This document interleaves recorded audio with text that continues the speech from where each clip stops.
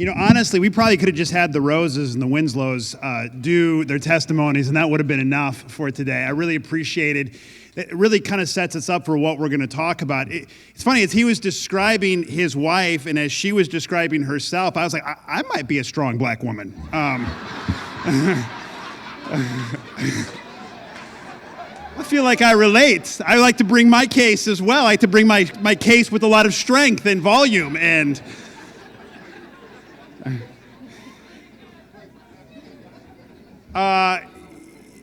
but one of the things that the Winslows alluded to, which I feel like is so important, is that, when we look at marriage as a way of making us happy, we really set ourselves up for failure. Because I do think that God gives us marriage, and there is happiness there, and there is fulfillment there. But more than that, I think we're given marriage to help sanctify us. And marriage helps transform us and change us. And, there are so many things we've both changed for each other, during our marriage. There's many things that I have changed as a result of marriage. And some of those are funny, and some of those are insignificant, and some of them are big. But, I was thinking about what are some of the things that how am I different now that we're married? And, my wife is a people person. Like, she really, while she's an introvert, she really likes people, and she gets along with people, and we can't we can't go to the store, we can't go out to a restaurant, we can't do any of that without getting into a conversation with strangers all the time. And, that's not necessarily me. Like, I like people, but I got enough friends, and so I don't, But, and so when I used to go up to a drive-through, if we were getting coffee at Dunkin' Donuts or something like that, I figured that this was always supposed to be a very simple transactional interaction. What would you like? I would like coffee, and this is, and then I would give money. And my wife's like, you can't do that. Like, you need to ask them how they're doing. And so now if I go through a drive-through, they'll say, welcome to Dunkin' Donuts. What can I get for you? Hi, my name's Chris. How are you doing today? Good morning. You having a great day? And I've learned to be more human in my interactions with other humans. And so... Yeah. And Chris has changed me very much too. He made me into a fantasy nerd. So if you're a fantasy person, we haven't gotten into like role playing. When she says fantasy, she's talking about like books and stuff like literature.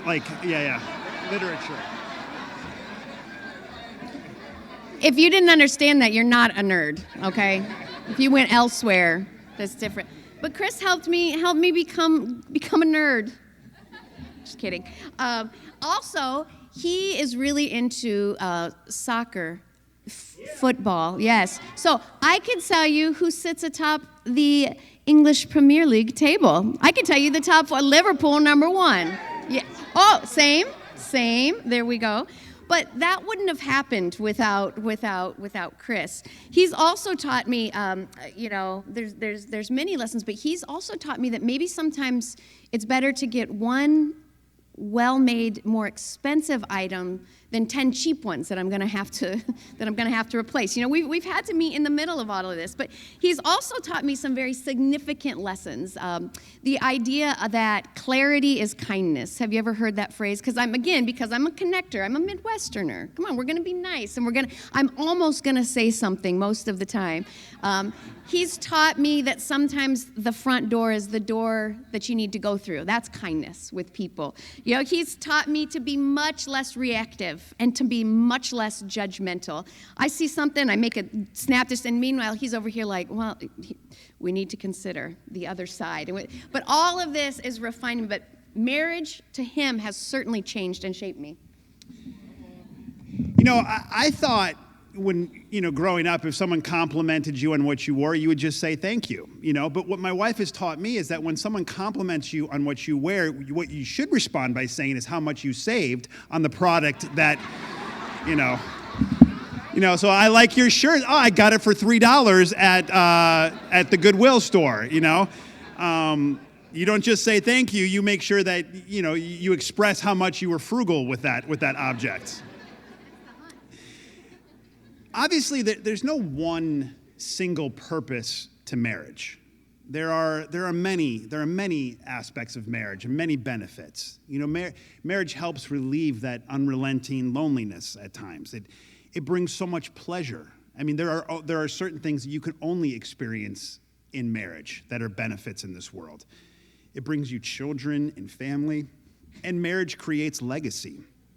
And of course, the opposite of loneliness is it provides a companionship that you can't have anywhere else in the world. You know, love is supposed to bind all these things together in marriage. But I would argue that of all human relationships, marriage also accomplishes something. You know, marriage expects of each person change. And marriage teaches us to become something more than what we are. You know, it's funny, our best relationships in this planet, they teach us something. But our worst relationships should be teaching us something too.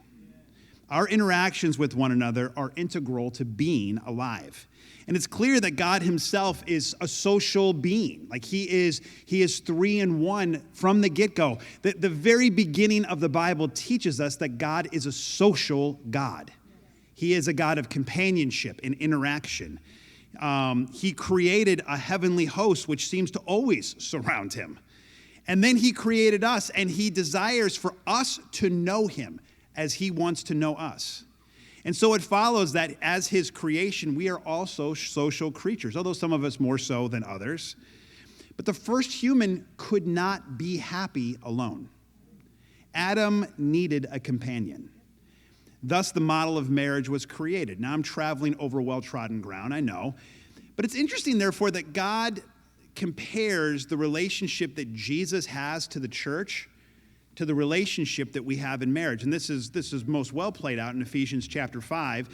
Verse 25, it says, "Husbands, love your wives, as Christ loved the church and gave himself up for her, that he might sanctify her, having cleansed her by the washing of water with the word, so that he might present the church to himself in splendor, without spot or wrinkle or any such thing, and that she might be holy and without blemish." You know, something that Jesus does in his relationship to his bride, the church, is that he made a sacrifice so that he would sanctify her. And the word sanctify is just a religious word that means to make something holy, okay? And that evokes another religious word, which is holy. The idea of holiness is taking something that is mundane and making it something set apart so it can be used in God's, so it can be used by God. And so Israel was a holy nation. It was taken out of the rest of the world. It was supposed to be used to bring hope to the rest of the world, all right? And that is what Christ is doing with the church, and that is what marriage is supposed to do with us.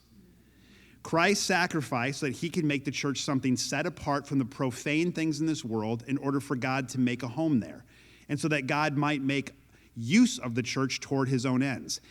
That is what is being compared to marriage. Specifically, the way that a husband ought to see his role of sacrifice within his relationship to his wife. But I believe that it's applicable to both sides of that relationship. Marriage transforms the people within that relationship so that God can make a home there and use the marriage to do something in this world. And why does all this matter? Well, you know, marriage can meet a lot of our personal needs and desires. In fact, I think it's designed to do so. And yet, I don't think it's designed to do so without keeping our personal sanctification in focus. I'm not sure that we're promised fulfillment in marriage. Perhaps the notion of fulfillment is the ideal within a marriage. And it's much of the hope that people have when they get married. Yet one thing biblically seems to be very certain. Regardless of whether or not you are presently fulfilled by your marriage, you are certainly supposed to be transformed by your marriage. And if you're not being transformed within your marriage, then I doubt God will bless you with the fulfillment that you so desire. It's likely that our fulfillment in marriage, our happiness in marriage, and our willingness to be transformed at a heart level by our marriage are intimately connected with one another. You know, listening to what Chris is describing here, I immediately think that what he's talking about, it requires us to have a certain perspective, right? It doesn't make sense if we don't look at marriage this way. It does not follow the Disney storyline of what relationship is supposed to do. It's less Mickey and more Jesus required as we look at it. There's a framework that's required, I think, which honestly was never how I thought about marriage growing up. My parents divorced when I was really young, and so if there was a modeled framework, for me, it's that marriage exists to make you happy, and when it no longer does, we'll go our separate ways. Thank you for playing. Hey, at least we got kids out of it, you know. That was the only framework that I had. And if the framework that you have for marriage is that it's for personal fulfillment, you know, again, you're on shaky grounds at point. Now, we would never been on shaky ground because our love was a special love, unlike any other love in the history of love. And so my framework might have been wrong, but it was fine because we didn't need a framework. We had each other, okay? So that's kind of how I entered it. But then we became Christians a year and a half into our dating relationship. And the longer I was around, I started to pick up on some, you know, context clues that perhaps my framework on marriage was going to need to change. I started to notice just principles in the scriptures. I started to see patterns in the marriages around me that were healthy and patterns in the marriages in the church around me that weren't unhealthy. But I started to see, I think I need to rethink my framework for marriage. And the thought that marriage might have a greater purpose than my happiness, it was often easier, I think, to know in my head than it was in my heart, right? Like, I was theologically correct before my life reflected it.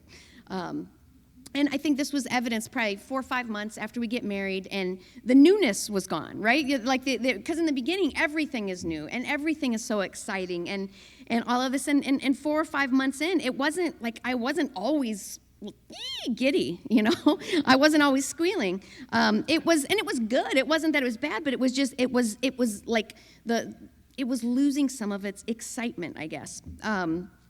And, you know, I worried because we were settling into some things, like sometimes we actually began to irritate each other. And every once in a while, there was some tension. And lo and behold, we began to fight. Like, some of this stuff was coming, and I was worried. I was like, I remember having this conversation in tears. I'm like, what's happening to us? I thought we loved each other. And there was nothing wrong. There was nothing happening to us. What was wrong was our framework and our expectations about what marriage was supposed to be and how it was supposed to be. We were getting the opportunity to be sanctified. We were getting the opportunity to be shaped by one another, by the tension that's guaranteed to come when you live with another human, no matter how much you love them. By having to consider his needs and not just my own needs, I was being shaped, right? By having to deny or alter plans that I wanted because he was so hoping for something different. That was shaping me. You know, that wasn't trouble. That was actually God molding us. That was God sanctifying us. That was God making us holy. Helping, as our selflessness was being shaped, we were being made by degrees into the image of the likeness of Jesus. You know, God was using our marriage to help us grow up and to help us grow up in him. But I had to see that this was not wrong, that there was nothing wrong with this. I had to see this is actually how it works. This is the design. The tensions, the exposures, all of it was opportunity from God. My framework had to change in order to see and value the opportunity. And now, 27 years in, I can say that I believe that now. I trust that. I 100% believe and know that the challenges that we face and the friction that we have, any of that, it's God is giving us opportunity. He's answering prayers that we've prayed to love more like Jesus, to be more like his son. He's honoring that. So I believe that, and I hold to that. But it's still hard, isn't it? That is true, but it's still hard. And again, don't hear us say differently today. We're not trying to paint some Pollyanna picture.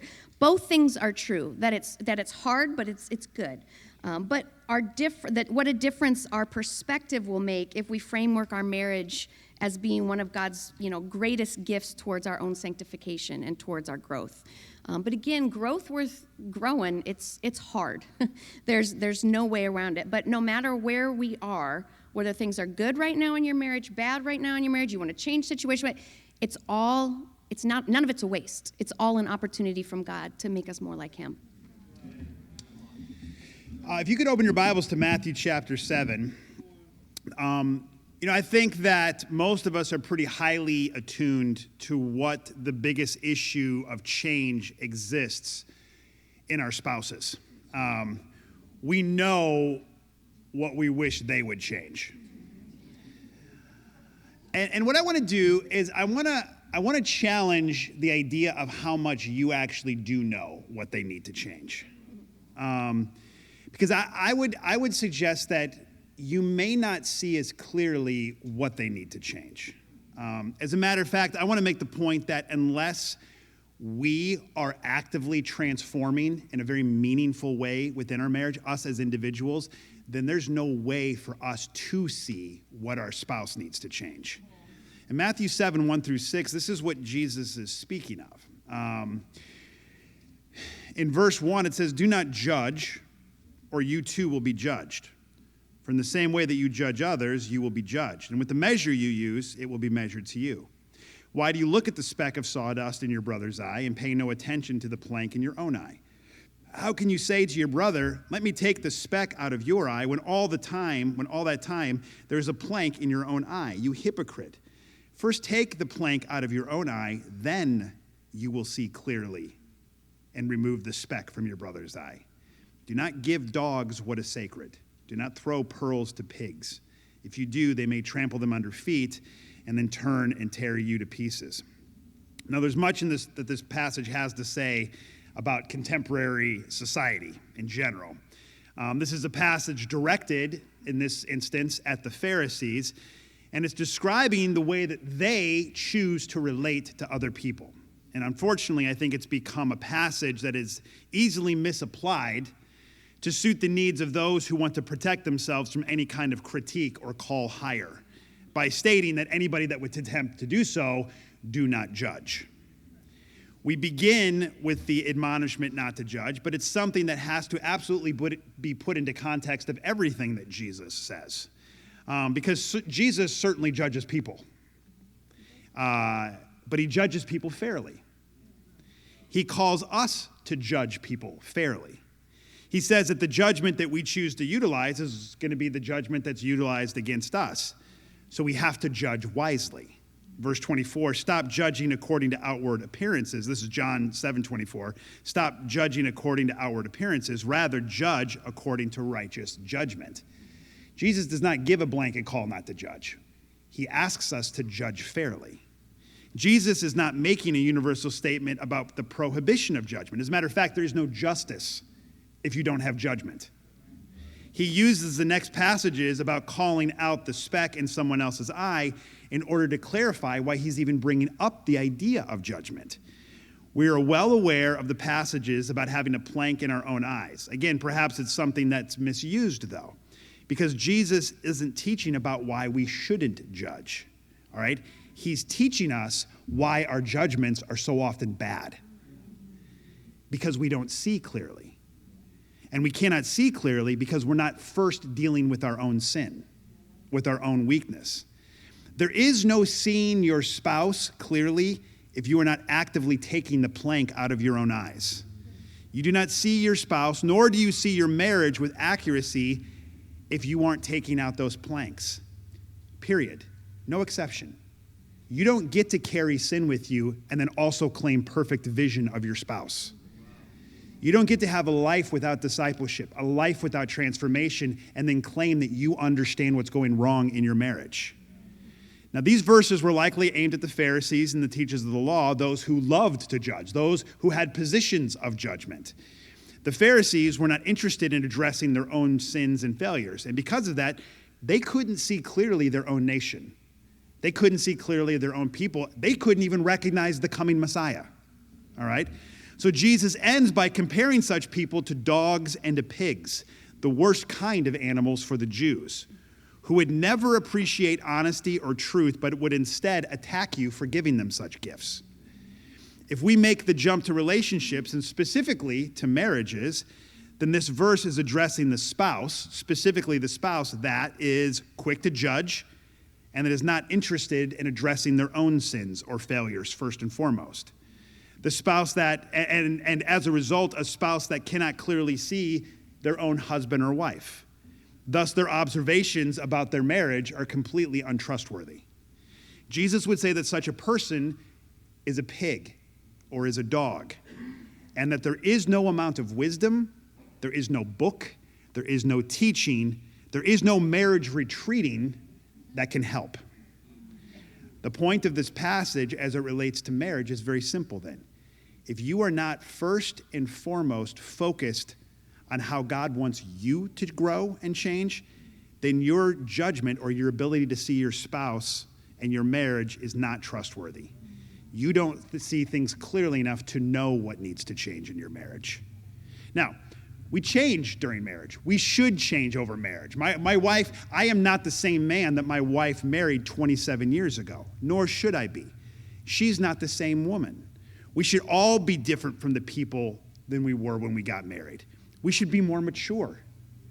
We should be more wise. We should have more patience. We should be stronger, all right? We should be more graceful. If marriage isn't helping you to be more of those virtues, then something is amiss.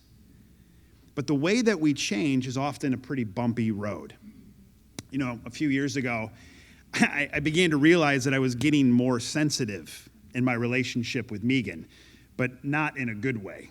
I was starting to get more easily offended by things. I was getting more irritable by things. I began noticing every slight between us, and things just weren't rolling off my back the way that they used to. And to be perfectly honest, I'm probably still working through all of this, okay? The easiest thing in the world would be to blame my wife. And that can be very tempting. I know her, and I know her weaknesses better than anyone else on the planet. For every hurt feeling I have, every moment of disrespect that I might feel, I could easily find its source in something that she says or does. I live with her. I could blame everything that's wrong with me on her, and I could make it believable because I am the lawyer in the family. All right? It's hard to win an argument with me, all right? And I could make my case in all of that. But is it really that my wife is being more disrespectful than she was in the past? Is she treading on my feelings without restraint or thought more often than she ever did? To be honest, those are not the questions to ask.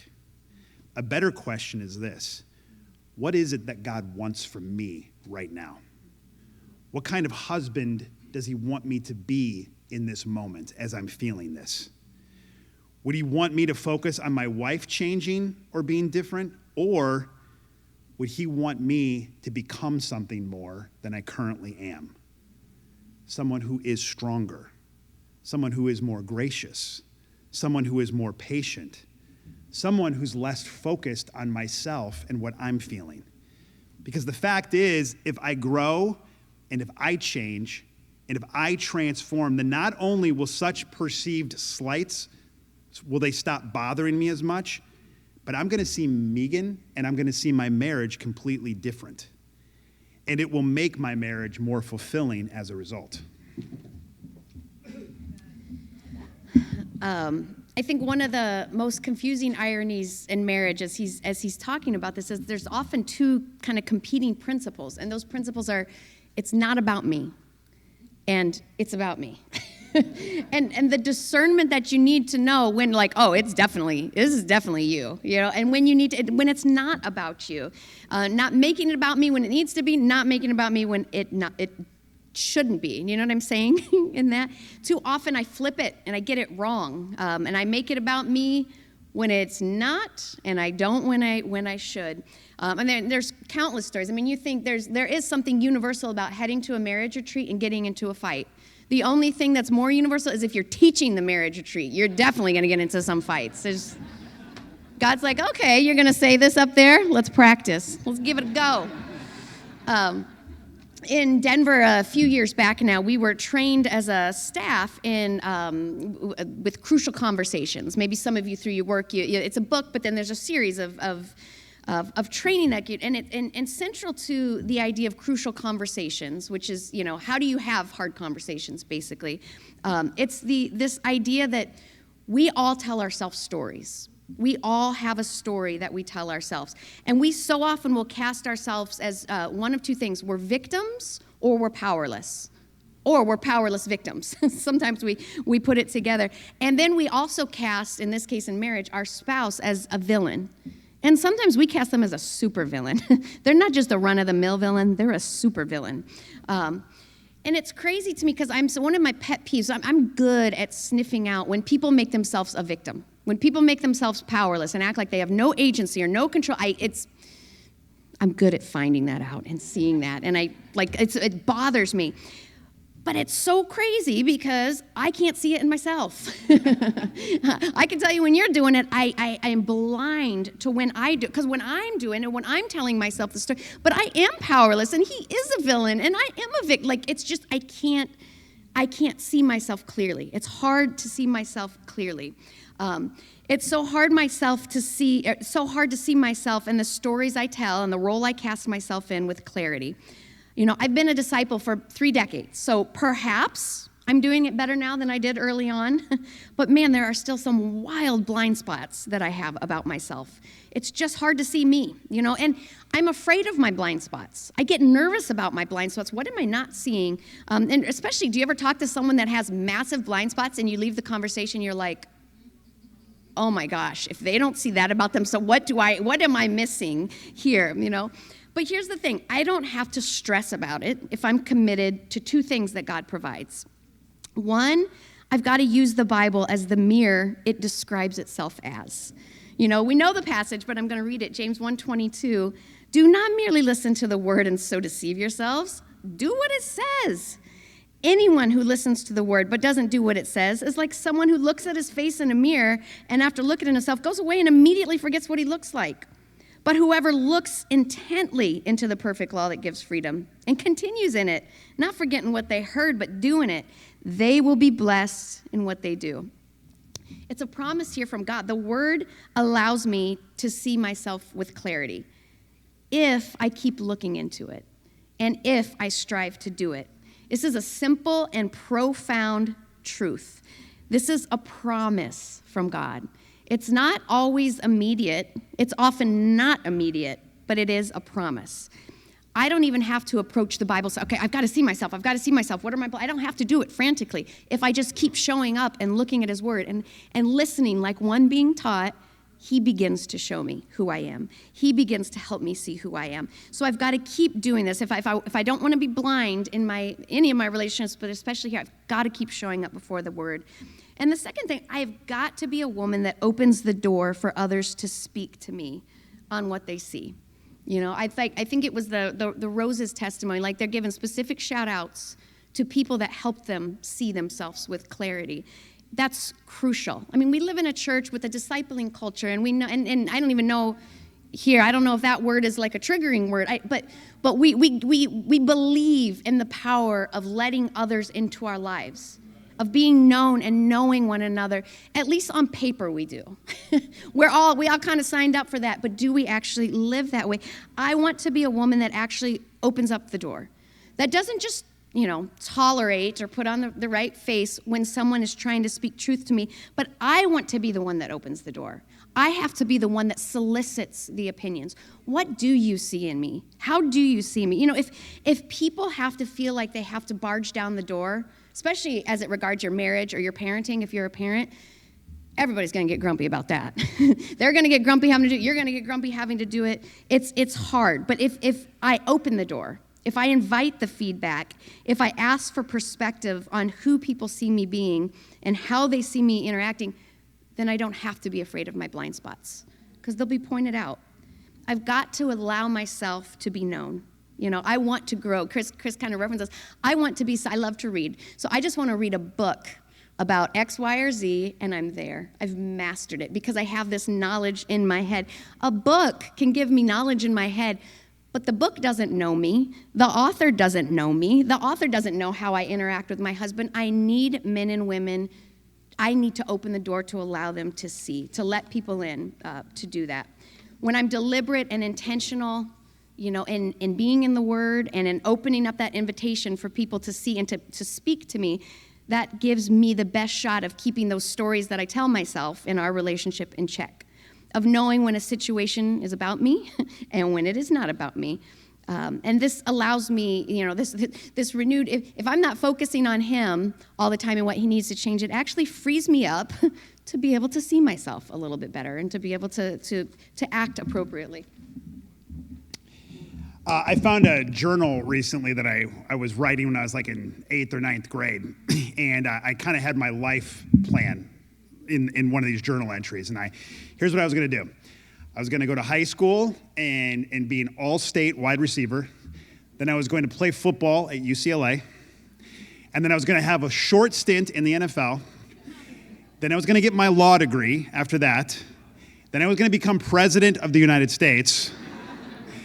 And then I was going to retire to become a professional astronomer after that. All right, that's what I wanted to do with my life right there. And I thought that would be fulfilling for me. And I still hold out a little bit of hope that I still might be the president of the United States at some point. It's diminishing a little bit. I don't think I can play in the NFL at this point. But what's interesting is like I so desired those things at one point in my life, and now what legitimately fulfills me is different than what that was. And that's the thing. Maturation and transformation changes what fulfills you. Go ahead and open your Bibles to 1 Corinthians chapter 13. And, this is the verse that's read at most marriages, most weddings around the world. But the thing is that in 1 Corinthians 13, Paul is dealing with a very particular issue in Corinth as it pertains to ambition and as it pertains to ego and as it pertains to relational discord. From chapters 10 all the way to 13, Paul is teaching the churches how they ought to see each other and treat each other when they're together. And when they get together for their meals, when they get together for their times of singing or worship, in doing life together, leading right up to chapter 13, where Paul is having to settle disputes about which of the spiritual gifts that people have are most valuable. And this is what people in the church are arguing about in Corinth. Well, I have the gift of prophecy. I should speak longer. I should speak first. And then you have someone who's speaking in tongues. Like, yeah, but my gift is, it's kind of cool. It's awesome. And I think that we should make specific time for this more often. And everyone's kind of competing with these spiritual gifts that they have. And Paul is dealing with that. And as the fellowship privileges certain gifts above others, people are showing greater ambition for the gifts that are getting more attention. Because there is a desire in any group of people to feel valued. There is a desire for people to be publicly validated. Thus, we get to chapter 13 of 1 Corinthians, which is the famous love passage so often read at weddings. But the point of this love passage is to teach the church in Corinth to stop being so superficial in their pursuit of spiritual gifts that receive greater acclaim. He says that of all the spiritual gifts that are out there, love is the greatest of all of them. It's better than prophecy. It's better than speaking in tongues. And you don't need to have special spiritual appointment or position to be great at loving others. And he admonishes the Corinthian church by saying this in verse 11. When I was a child, I spoke like a child. I thought like a child. I reasoned like a child. But when I became a man, I put aside childish things. For now we see only a reflection as in a mirror, but then face to face. Now I know in part, but then I will know fully as I am fully known.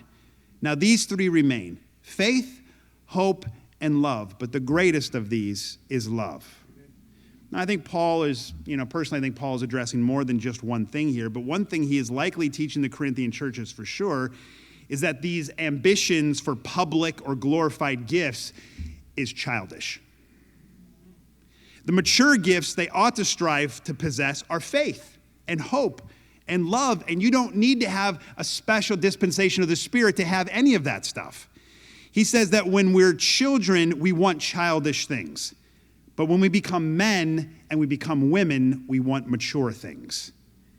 When we are transformed into maturity, we put childish and immature things aside. Maturity changes what makes life fulfilling to us. And as you mature and grow, and as you transform personally, what will fulfill you in life and in marriage will also change. Like we all think we have a good idea of like, this will make me happy. If only I have this. Or this is what I need for the other person to change in my marriage, and then we'll have a fulfilling marriage. And the reality is, when you become mature, your idea of what that is will change. Like right now, you want to be the president of the United States in your marriage, okay? But when you transform and you mature, you will have a different desire within your marriage. What fulfills you will change. Many people, after years and years with their spouses, start to entertain base and mean thoughts about how their spouse does not fulfill them, as though that were the job of any spouse in the first place. And because of this thinking, they begin to feel bitter and unhappy and blame the marriage for the fact of their discontented life. But very often, these are the thoughts of those who simply are not spiritually mature. You know, we make our own choices in life. But then God also makes some choices for us. So we get circumstances that are beyond our control, and we have circumstances that we created because of our choices. And with both of those factors, our faith should be teaching us how to become content and how to be a light in the world. It is silly that in one part of the world, a believer who barely has enough to eat once a day lives under an oppressive government and will likely never have a better life, can yet be grateful and joyful in the life that they have with God. While another believer who has enough to eat every single day, lives in their own home with their own family, is healthy, free, and safe, will be utterly discontent and assigns the source of their dissatisfaction upon their spouse because they don't do X, Y, or Z. The difference between these two people isn't just circumstance. It's spiritual maturity. One person has learned to be content in all circumstances because they are spiritually mature, while the other expects the circumstances to bend to their contentment because they are spiritually immature. There's a phrase in Luke 24 that I wrestle with a lot, and it sticks out to me. And the phrase was, "But we had hoped." It's in the middle of the story where Jesus has just died, and then he's no longer, it's Sunday, so he's no longer in the grave, but there's rumors maybe he came, but people don't really know what's going on, but they saw Jesus die. And so two disciples are going back home to Emmaus, and, you know, we know it, they're walking along the road, and then somebody joins them and says, "What are you talking about? Well, don't you know? It's Jesus." But it says they were kept from seeing that it was him. You know, so they walk down the road, they don't know it's him, they invite him over, and the whole time he's explaining what the Messiah had to be and what the scriptures say. And they sit there and they sit down for dinner and they start to eat, and suddenly they realize, oh my gosh, it's Jesus. You know, it's such a fun story. But one of the things when they were describing to Jesus what was wrong and what they were talking about was this phrase, "We had hoped." We had hoped he was the one that was going to come. We had hoped that he was going to be the Messiah. You know, when they had started that journey, when they had left Jerusalem, they started on the road. They didn't understand Messiah, and they didn't understand his role as king. They had hoped for one thing, you know, but their hopes were immature, and they were underdeveloped. However, again, after walking along the road with Jesus and listening to him teach from his word and then inviting him to their table, they saw it. Their perspective changed. It was no longer this underdeveloped perspective, but they saw Messiah for who he actually was, right? They got the point. It wasn't just about politics or their kingdom. It was about a new kingdom that he was going to do. And I bring this up because I think it's not unlike the change that can happen in our marriage. You know, we begin with one idea of what this is going to look like and how it should go and what our family is going to be and how our kids are going to respond to the gospel. We have one set of expectations. But after walking along the road together with Jesus and allowing him to teach us and inviting him into our space, our expectations begin to change. And our vision, it begins to clear. We begin to see the point that we couldn't early on when we began this journey. You know, I'm the absolute worst person in the world to watch a romantic comedy with. I'll tell you up front, I hate them. You're not in love. You met last week. You missed each other on the train, and that's the conflict that you're not in love. So I don't want to sit and do it, you know. It's so shallow. There's no depth.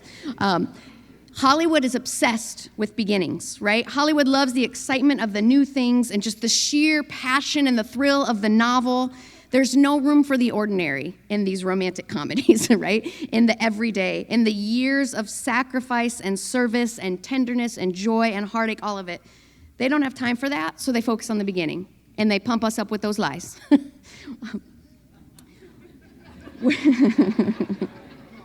I'll get off my soapbox now.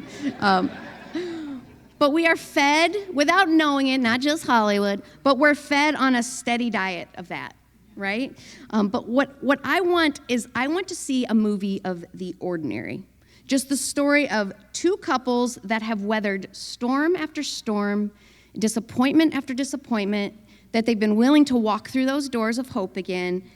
That's the movie that I want to see. The movie of those who've been shaped by the struggle, who've been sanctified by their relationship. Again, we said this before, but in this room, there's a gamut of marriage situations, right? Maybe you are in your most joyful season yet, and enjoy it. That's a good thing.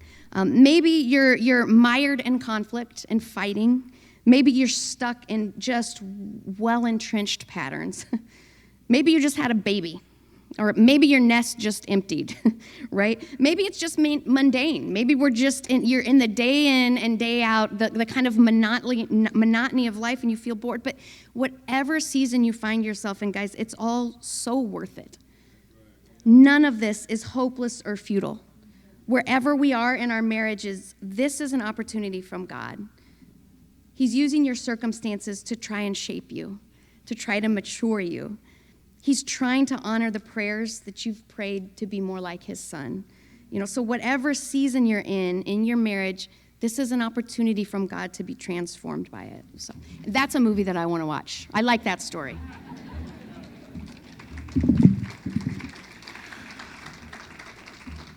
I, on the other hand, am a romantic. My wife, she went to an Ivy League school. She played college basketball. She's excellent in everything that she does and always has been. I wanted to drop out of high school and follow the Grateful Dead and hitchhike across the country and write the next great American novel. That was kind of my idea of things. And so I've always been this romantic at heart. If my wife said to me today, hey, let's go to Costa Rica tomorrow for a week, I would do it. I would drop everything and do it. That's just the way that, for whatever reason, I like to look at life, and always have been a bit of a romantic. And if you're a romantic, you get burned a lot. You often can put your heart before your mind. You would rather disregard pragmatism in favor of possibility, however small, for something unlikely and amazing to happen. And it sounds so noble when you phrase it that way. And sometimes it is, but sometimes it's just selfish. My imagination puts together possibilities and scenarios that give me great joy until it doesn't happen the way that I thought it would happen. And then things not going the way my imagination projects has taught me many valuable lessons in this life. I've learned responsibility the hard way because my wishful thinking or good intentions do not put food on the table for the people I love. I've had to learn that my imagination is not a replacement for preparation or planning. I've had to learn not to allow my disappointment of things not happening the way I wanted to turn me into a whining, complaining human that is an emotional black hole for everybody else.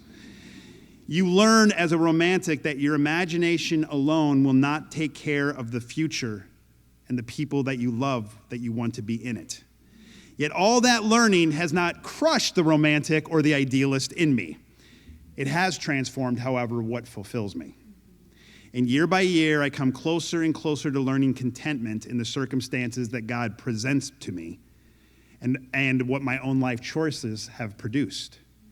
In my faith, if my faith hadn't changed and transformed me, I would no but be unfulfilled by life and discontent as anyone else in the world, wallowing in my ever-expanding immaturity. The other day, I found this ID in one of our side drawers, and it was our high school. It was Megan's high school ID from when we went to the same high school, and it was her when she was 14 years old. And she was baby-faced, and she was beautiful, half smiling into the camera. And then it was the early 90s, and so her hair was defying all kinds of gravity, like just going bangs 6 inches up in the front there. I remember when I first saw her. At that time, I wanted to be an actor, and I wanted to be famous. I wanted to travel the world. I'm a romantic, like I said. I wanted to do something that would change the world, but I also wanted the world to know that I did it. I wanted, and I wanted. You know, God answers the desires of our hearts in such surprising ways. He has brought me all over the world for reasons I never could have imagined at 15 years old. He has satisfied the wanderlust and the desires for adventure, for meaning, and for glory, and for change. I spend most of the time now when I travel just wishing I could be back home with my wife and my children. I'm so grateful God has changed me through this cherished relationship because I am so full and I am filled with contentment. Allowing your marriage to sanctify you will bring you fulfillment as well. Amen. Thank you so much for having us.